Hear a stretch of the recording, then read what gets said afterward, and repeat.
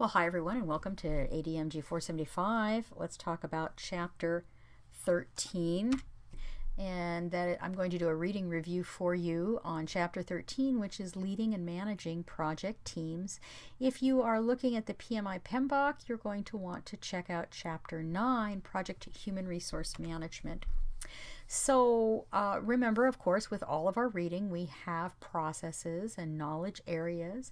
The PMBOK HR Resource Management includes developing an HR plan, acquiring the project team, developing the project team, and managing the project team. And that's pretty much what we're talking about here in Chapter 13 is acquiring, developing, and managing our project team. So acquiring project teams. Teams can be assigned, teams can be negotiated. Depending on resources that are needed from within the organization, you may have people thrown at you, or you may be able to negotiate those individuals that you want on your team.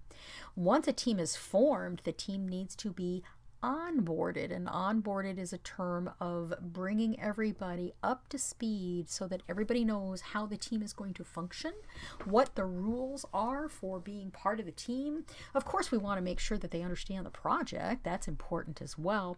But all of the information and activities that are necessary to get the team all on the same level and to get them all understanding what is being required. Now, this often includes kickoff meetings and meetings where we're setting personal goals and team goals.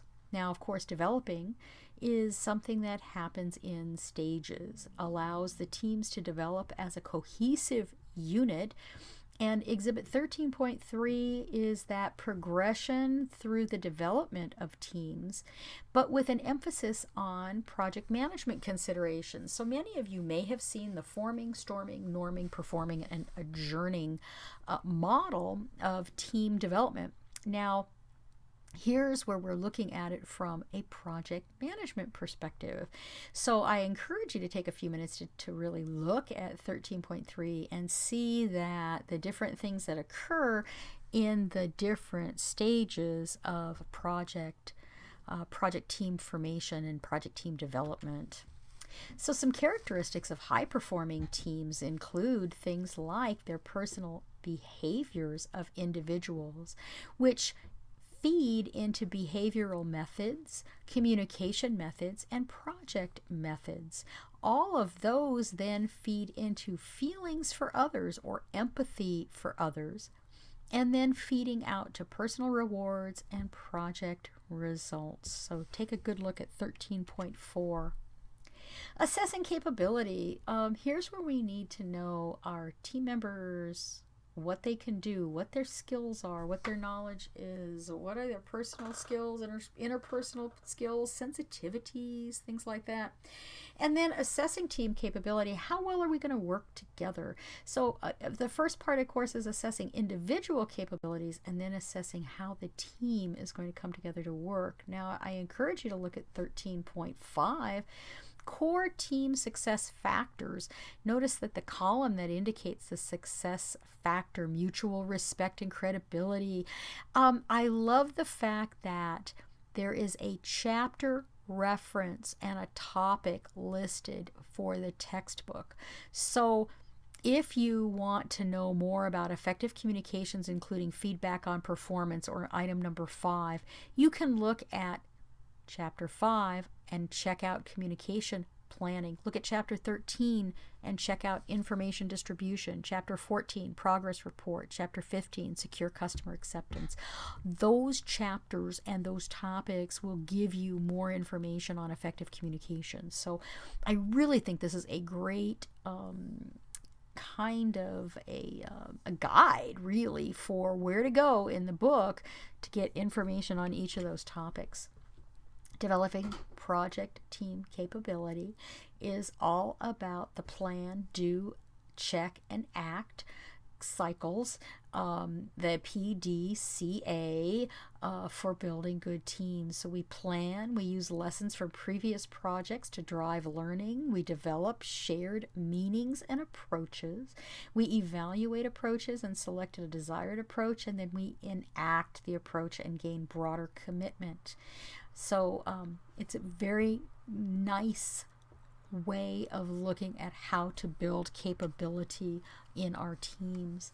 Don't forget to develop ground rules for working together. Teams need to know what it means to work together in this team, and different teams have different ground rules. Different projects have just like different projects have different expectations, different stakeholders have different, and sponsors have different requirements and expectations. Teams need to have ground rules for how we are going to work together in this project.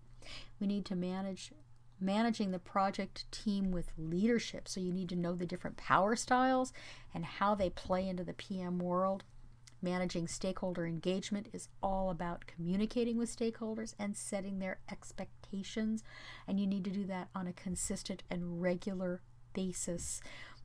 We don't want our stakeholder expectations to get out of control. We don't want to gather requirements from our stakeholders early in the project, and then when we're all finished and we're ready to deliver the final result and we're ready to get their signatures on the dotted line is when we come back to them and we say, hey, here's what we've done. We've taken your requirements and we've turned it into this. Don't you just love it? No, we need to have consistent and regular check-ins to make sure that we are meeting their expectations and that their expectations are not getting out of control. That's another really important thing. We want to make sure that we're constantly bringing our stakeholders back around to what we are going to do based on what's been negotiated as requirements. Okay.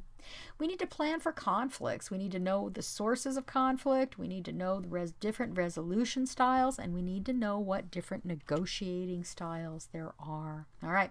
So if you have any questions, don't hesitate to reach out to me via email or via Skype. You can always call me. Have a great class and let me know how I can help you.